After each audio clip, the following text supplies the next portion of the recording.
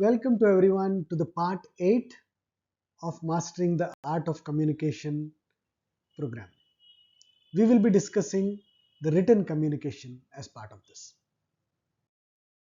So, written communication is letters, for example, which is not much used these days, emails, reports that you do at the organization, the various proposals that you write, the contracts, SOWs, MSAs, the social media posts, text messages that we do, and also the presentations. Presentations is it comes under both written and also uh, verbal communication. So the written communication skills, these are very important,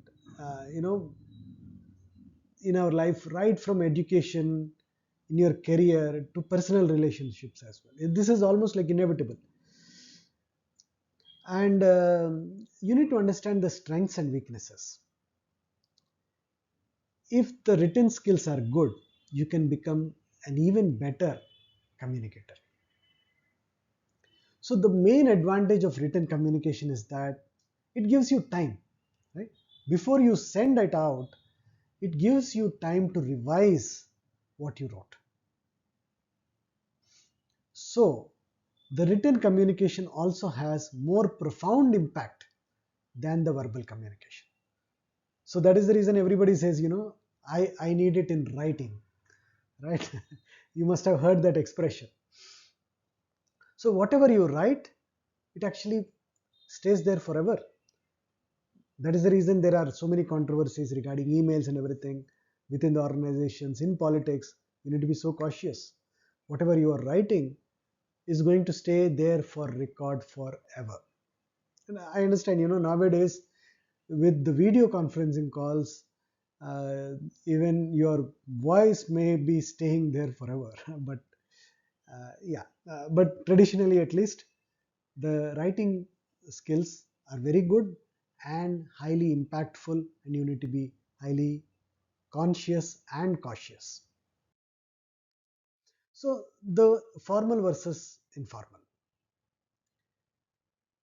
the where you use it, both professional and the personal context. Some of us, I see that, we have started using it as part of the professional context as well. The informal communication, please refrain as much as possible. This has to be a strict no. In professional context, you need to avoid any kind of informal writings, even if they are close to you. Quick example, small example, how are you? Informally, you can text something, you can write an email, all of that is fine. But when you are doing it in a formal context, make sure you are having the right spellings. It is very important. You can't have an informal context when you are in a formal space. Few do's. Decide discreetly, okay, what that is that you want to communicate. What should be in person, what should be in writing. Please decide it ahead of time. That makes a lot of difference, I tell you. Uh, Sometimes it is important that, it is better not to communicate in writing. Rather than that, that is, you are socializing an idea.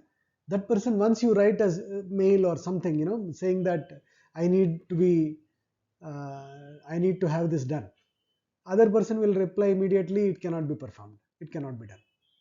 That's it. Your conversation ended. You are hurt. You are feeling bad. So rather than that, it would have been better if you socialize that particular idea, right? You could have gone there, spoken to them, at least get the sense what is which direction the wind is flowing, and then you actually follow it up. So you need to decide when you should do something in writing and when you should do in person. So organize information in a logical way so that the reader can follow the main points of it, the main context of it. There is something called précis writing.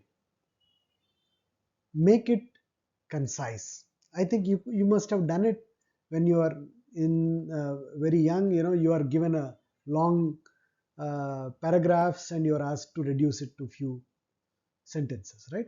So this is very important. You should be able to, as much possible, you should be able to make it concise. Again, a personal example from my own experience.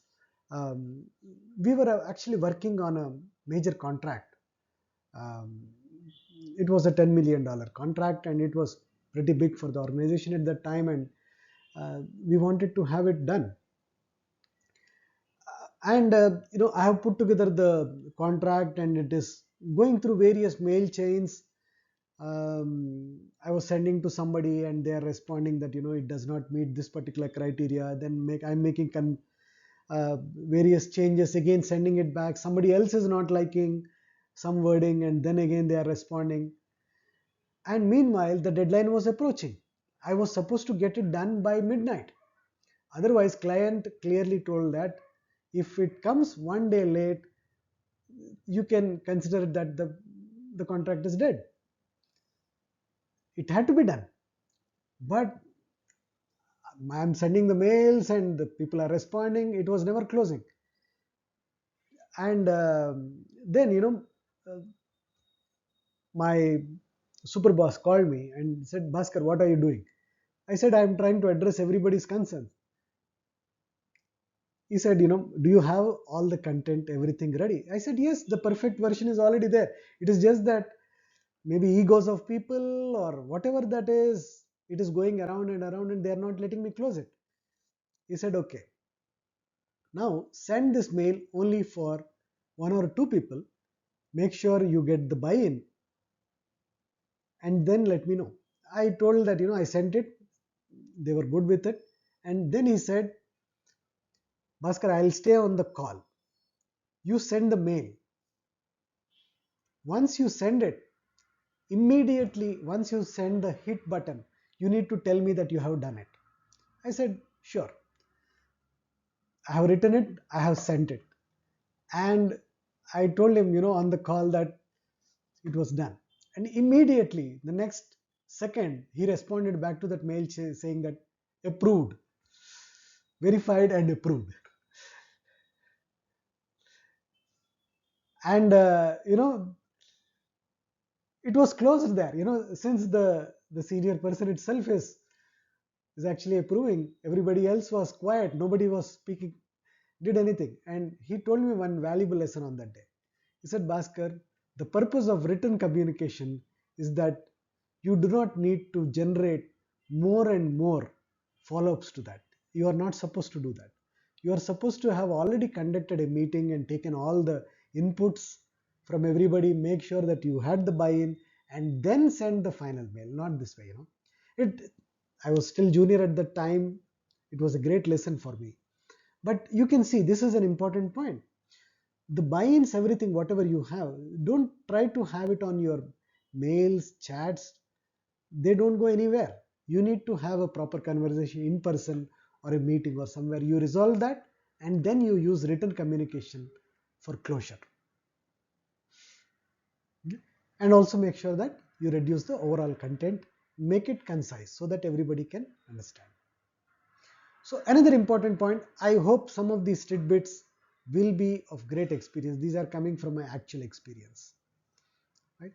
Okay. And proofreading is very important. So whatever you wrote, nowadays there is a lot of software that are available for grammar checks, spell checks, pronunciations. Make sure that you utilize as much as possible. Proofread before you send it. Okay. Now the don'ts. What is it that we should not be doing as part of the written communication? Let's say that somebody has sent you a mail and you're not happy about that. Sometimes you feel like, you immediately write a response. You are actually not responding, you are actually reacting. And what happens is you regret that later. The way I do it is, if I get something like that, wait for some time. I put the response, right? But I put that in a draft. I don't send it. Leave it for some time at least. Wait for 30 minutes, 1 hour, then again read what you wrote. If you are still convinced at that time, then send it. It avoids a lot of grief, I'm telling you. Another important thing, never use complex words. Some like the language of English so much that they use such complex words that other person finds it difficult to understand. Use simple language. That's what actually works. Again, the technical jargon. If you use a lot of technical jargon, many times many people do not understand it, except for your circle of team members. Not many outside may be able to understand that. So avoid the technical jargon. Try to make it as simple as possible. Okay. Another most important thing, if there is any false statements written in, let's say you are having a presentation, never have a false statement in that. If you have it, you will lose the credibility. So make sure, and that also, it stays on record. Any written word stays on record. So you have to be cautious here. Hope you got all of these important points. Whenever you are having a question, please go back in these. You can definitely verify, you can revise once, and come back to this point.